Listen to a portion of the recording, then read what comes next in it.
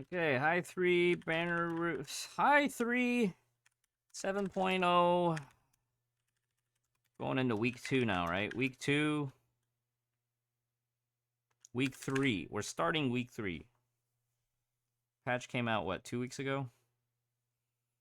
Not last Thursday, but the Thursday before. So we're week 3 now, right? Week 3 events and banner review. Okay, welcome to Honkai Impact 3rd 7.0 week 3. We're going into week 3. We just ended week 2. Events, banners, overviews. I think most players have already finished their ranch stuff at this point. Now it's just kind of like post-game collecting. Looks like they have a new beta test recruiting. It's a tuning test, technically, not it's beta. But remember that if you're applying for this, there will be an NDA to be signed.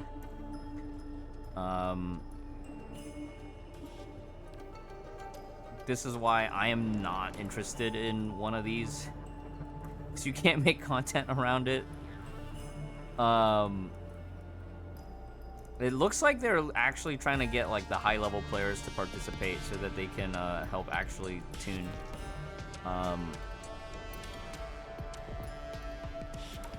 Yeah, hi YouTube.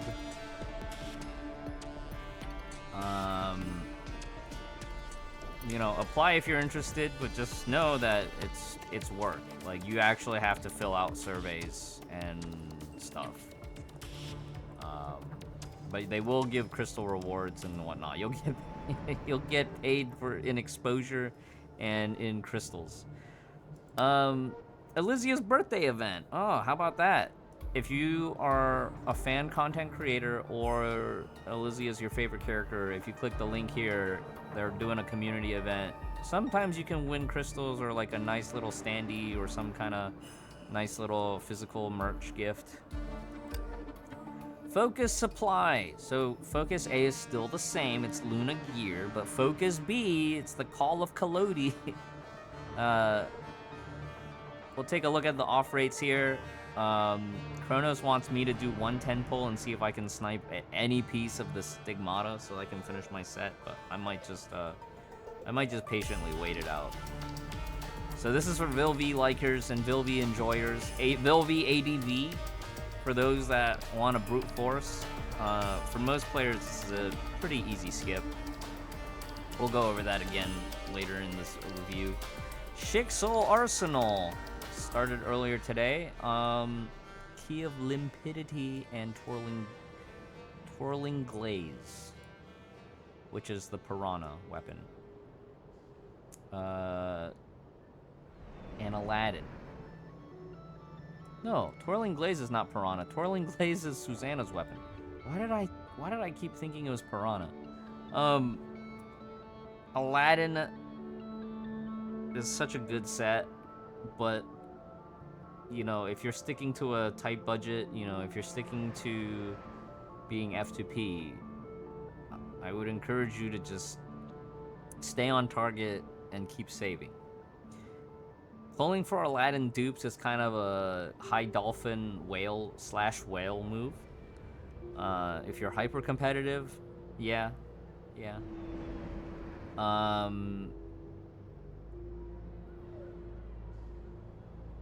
We'll take a look at some of the other stuff too. In the off rates. But if the beginning of this patch emptied your crystal bank, chances are my recommendation is just skip and save. Chapter 41. Chapter 41 is out now. I played through part 1 yesterday archived on YouTube. And I enjoyed it. It was kind of dialogue heavy. It took me about an hour 45 to 2 hours, not skipping too much dialogue. Highly recommend to do it. Play the events, do the dailies if you care about the time-limited rewards. I know there's a lot of Raiden May fans out there, so if you want that limited edition Raiden May teacher Stigmata, highly recommend that you do it. Pink Branch is still here. I think we went over this last time, and then the rest of the stuff is more or less the same as last week. The Valkyrie option is still here, so this 3-day login will continue into December. So, you know, if you have friends that are taking a break and they're like, yeah, I want to just, you know, maybe farm them returnee rewards. Like, maybe tell them, hey, there's a 3-day login box for Dea Ancora or Jade Knight. And then the rest of the stuff we kind of went over, right? Yeah. So, all this stuff. You can also look at it in your own game client, but the new stuff this week...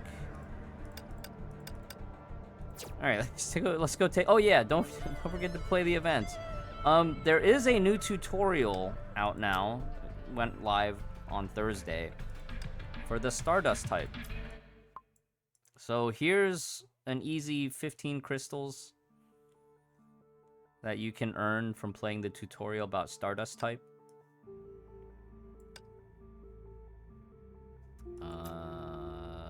Let's go look at the banners now. So Luna's still here. You got basically 2 weeks. The gear for Luna still got 2 weeks. If you're missing like 1 or 2 pieces, you think, oh, maybe I can get it. Kalodi. Probably not meta for most players anymore. Like, maybe some of y'all played through Elysian Realm and you're like, oh yeah, I really like vill-v. Okay, maybe. But like, don't, right? This is, maybe if you're a new account and you have the means to brute force, maybe. But for 95% of players, 99% of players, you should just not pull on this. As usual with most Focus Bs, we're looking at a lot of old meta stuff in the off rates. Key of Radiance, even though it's a great placeholder, it's pretty old. Blade, New Way of Shadows, pretty old. It's a 2020 failure support weapon, right? This was a weapon that was designed for Danzai Spectromancer to enable her to be a support character, and it was used like very briefly, and then it just didn't stick. Keys of Oblivion. It's kind of obsolete now that Brick is out, but if you get 1 copy, I would probably just hang on to 1 copy. And then Astral Rend White Dwarf is also like one of those, like, it's a decent placeholder in that weapon class, that weapon type. So like, yeah, pick 1 up, hang on to it. Midnight Eclipse also is like, pick 1 up, hang on to it. It's best in class as a general placeholder for Lance type. And then Obscuring Wing for Raven, free to play, farmable. I personally, again, would hang on to a copy if that's your first copy. Any dupes that you get of the rest of these is like, you're safe to convert to resonators, unless you're super sweaty and you're just like, I need absolute, use all the materials that I can to get to the next upgrade, in which case, like, any of the other stuff, like, you could probably convert as well. I feel like maybe Keys of Oblivion would be a great placeholder just because Prometheus is still relevant. And if you didn't pull Brick, you know, next patch with the free HOS, you could still use Keys of Oblivion on HOS. So, pretty much the same things I say all the time, right? It's your first copy, just hang on to it. You might need it in the future. Life Carver set. Carlo Collodi, the author of Pinocchio, I believe. It's kind of like a G3.5. It's very tailored specifically for vill-v.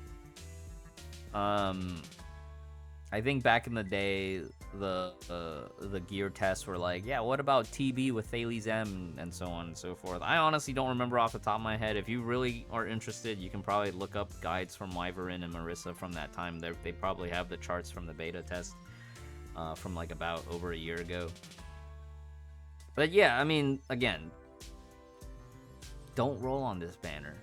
If you're not whaling, just don't roll on this banner. But I'm gonna go over all the stuff anyways, just in case you are in that category. Linnaeus is a great lightning placeholder. It's combo, it's ranged, and it's lightning. At this point, do you really need it? No, but hopefully, you know, if you pick up off rates, it helps fill the set because maybe you already had the other 2 pieces from previous off rates. Bastet, also from last year, it was really good at the time. Well, no, it wasn't. It wasn't insane, but it still is okay as a placeholder on Kira. I'd say right now, it's still okay as a placeholder in a few scenarios. I probably wouldn't recommend Bastet anymore. But like I keep telling the story, you know, my pulls from the beginning of this year when the trio was released, I got so many Bastet off rates from then. So maybe at this point you're sick and tired of seeing Bastet getting reran, and you're just like, when are they gonna put Turgenev in the Foundry? Xeno for Aponia, also kind of a G3.5. It's great for Shadow Knight in Elysian Realm.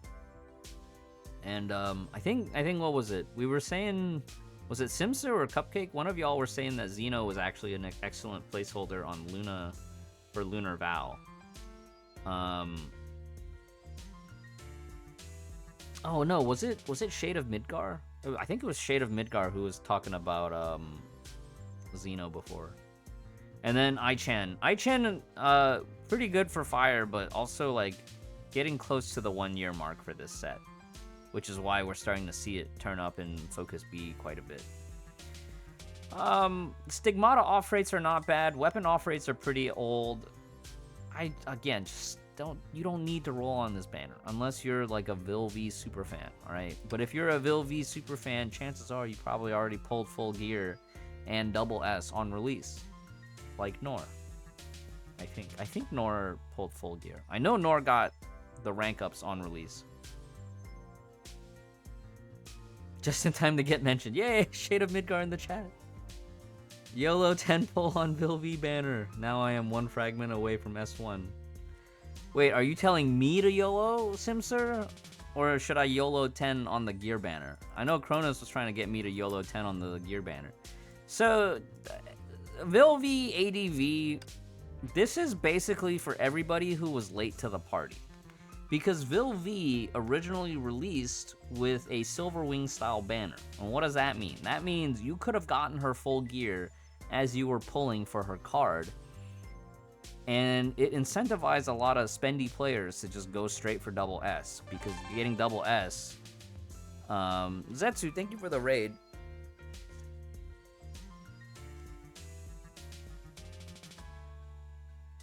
A lot of players who pulled for vill-v just went straight for double S because that would guarantee them the gear and option boxes for weapon and at least 2 stigma boxes. And then she also released on her patch with an option box from a login event. So it was really easy at the time if you were a spending player to just get full gear and double S for basically the price of just a regular battlesuit. But the caveat was, you know, if you did that, you would still need to top up because the very next patch back then was Elysia. So I opted to skip, and sometimes I regret it. But I did get some nice finishing placements with that Elysia in a few Abyss cycles. So I don't know. Maybe it was worth it to skip at the time, but sometimes I regret skipping. So again, the double S is kind of like for your medium spender to high spenders. Some players who, you know, maybe all you care about is building the vill-v and you didn't cash in on her release banner, and you're like, well, now I've waited this long for the reruns, I've waited this long for the ADV, now I can get her to double S within 100 pulls. Or, you know, maybe you only pull to the certain breakpoint that you're comfortable with. So like maybe you stop at 50 pulls and that gets you S2. Every pull is one stamp, right? And then you can also have the chance of getting a character card, which would be 30 fragments along the way. Yeah. Option 2 was hard molding Fallen Rosemary on every vill-v weather, or running the super bald Hersher of Thunder versus Cosma in MA up until Elysia's release. Yeah, pre-Susanna, vill-v fights were like, you could definitely feel the pressure of like, you know, niche content requiring niche solution. All right, let's go take a look at Twirling Glaze and Aladdin. So this is Valkyrie Quicksand's signature gear. Also, Hersher of Origin's weapon. I don't know why they picked this one. Now, remember, if you're rolling on this banner, the only guaranteed piece is Susanna's weapon, Twirling Glaze. Don't roll on this banner if you're trying to get the sword for any of the Raiden Maze. There is a Wishing Well, so if you do have duplicates, you can always toggle this off if you have two of the same type. Toggling on means you need to have one, you need to have like non the same, it has to be like if you're crafting a T, it has to be MB, right? So most times you can turn it off, but I don't have any dupes, so it doesn't matter. Turning it off means that you could use 2 Bs to craft an M, or you could use 2 Ms to craft a B. Turning at least one of each position means it has to be one of each position. Like, you won't be able to use double of the same type. So, I guess this is a safety check that they implemented a long time ago, but if you know what you're doing, you can toggle it off. Take a look at these off rates. Now, again, caution, there's no guarantee on Aladdin's set itself. It's just for the weapon.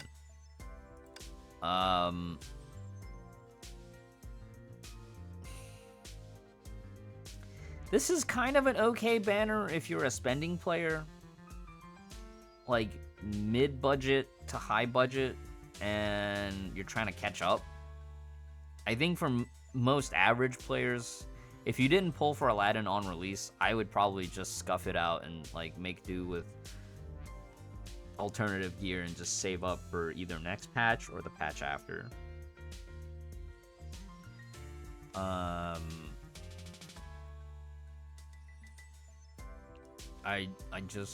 I don't think it's a safe banner to pull on. It's very risky. Risk assessment is high. Key of Radiance, it's old meta at this point. Falcon Flare, you know, that's for Silverwing. Keys of Oblivion, hang on to a copy. Astral Ren, okay placeholder. Rudder in Dream is the alternate Chakram. That's for Aichan. So not terrible if you pick up one of these and you didn't have one before. So in the end, the weapon off rates are just like barely okay. Just barely okay. It's like a C+/B- in that range. I'm not that impressed with the Stigmata loadout as well. Like, Aladdin, of course, is great, right? Avogadro is craftable now. Bastet, we just talked about previously. Like, you can definitely run it as a viable placeholder. I don't think it's something that you need to write home about. And then, of course, like, a lot of us have already gotten so many previously. Bianca Theater is actually a decent, you know, G3.5 physical set. In certain situations, even on par with G4, I would say.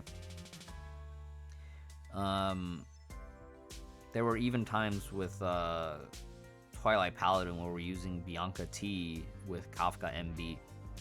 And then Xeno, again, you know, it's a great lightning placeholder, G3.5-ish. Just skip it, you know, unless you're planning on topping up. And if you're planning on topping up, just remember, only the weapon is guaranteed at 50 pulls. So it could go either really well and you get everything in 50 or less, or it could go really badly.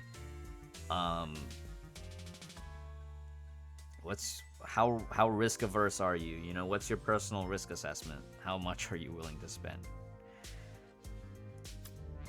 This is still going on for a week. We kind of talked about this last week, but you know, if you can get focus supply cards, great. If you can get legacies and willpowers, great.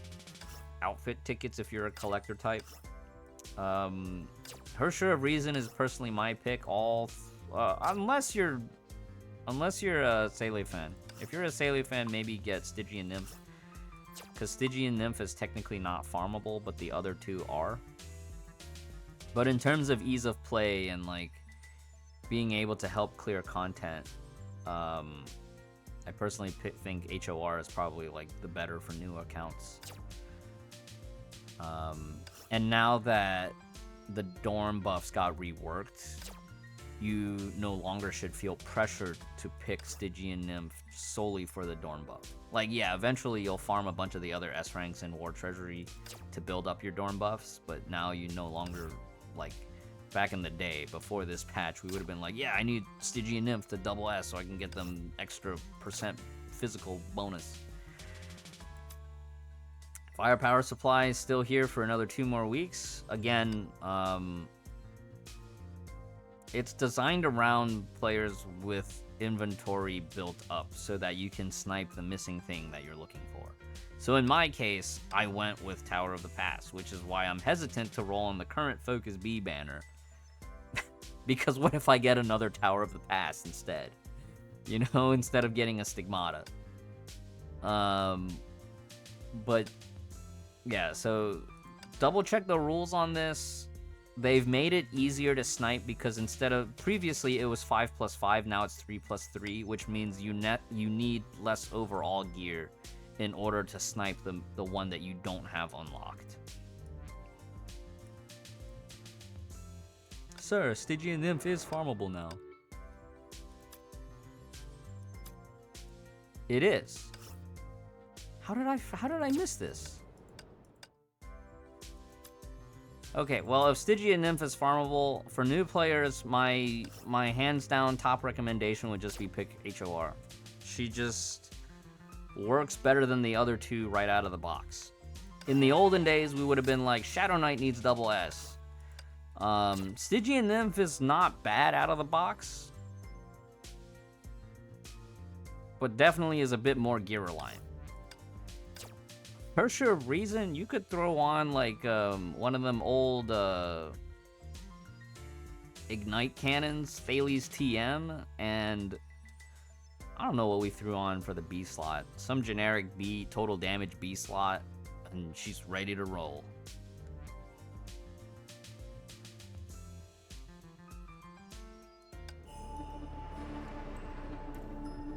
Rule number 1, don't even try to catch up unless you are a whale. Yeah. That's a good advice, Cupcake. So, yeah.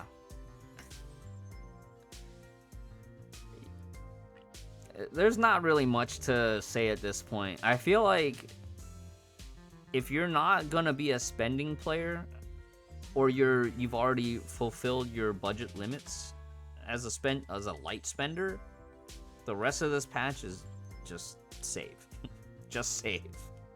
And you'll hear me repeat this next Friday. You'll hear me repeat it the Friday after. All right? Just save. If you're a low-budget player, if you're free to play. For me, not seeing a new elf banner means I'm probably going to go get my S2 Equinox, and then I'll just deal with not having 4-star Elf Elysia till the next elf option box comes around. If the next elf option box doesn't have Project Bunny, then I'll probably try to get Elf Elysia to 4-star then. Just in time for Elf Elysia to be power crept by a new Ice Elf, right? See you in 7.3. Anyways, that's pretty much all that I have to say for Honkai 7.0 for this week, for this upcoming week. Good luck on all your content clears. Good luck on your MA clears, you know. If you feel like being sweaty, do it. But if you recognize that you no longer have the time or the patience or the fortitude to do the grind and the resets, just take it easy. It's just a game. There's plenty of other games you could be playing. There's plenty of other activities outside of gaming that you could be participating in and doing. You know, don't worry about it. It's okay. Yeah, good luck, captains. See you next time.